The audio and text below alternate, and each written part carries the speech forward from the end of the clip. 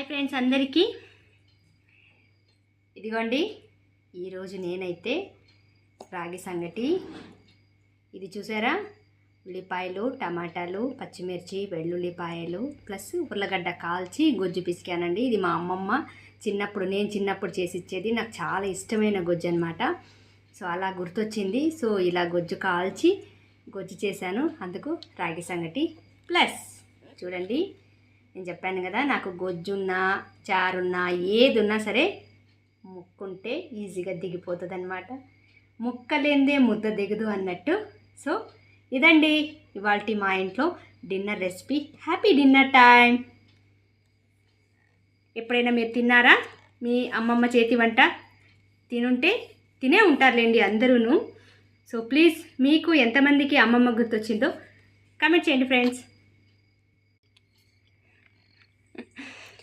ఇదిగోండి గొజ్జు, రాగి సంగటి ప్లస్ కబాబ్. ఎలా ఉంది? ఇది ఈరోజు మా ఇంట్లో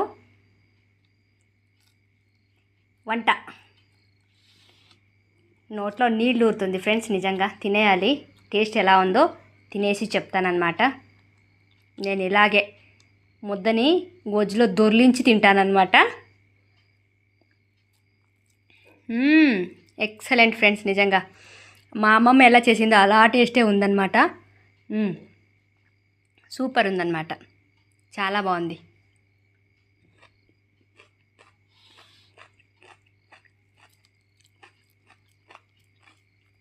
సూపర్ ఉంది ఫ్రెండ్స్, నిజంగా.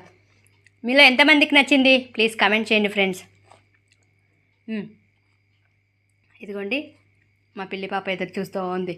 ఆల్రెడీ వేసాను అమ్మకి, అయినా నేను తినేటప్పుడు అట్లనే ఆయమ్మ అట్లా చూస్తూ ఉంటేనే అమ్మకి సమాధానం. Thank you for watching friends. ఎలా ఉంది గొజ్జు రెసిపీ ప్లీజ్ కామెంట్ చేయండి.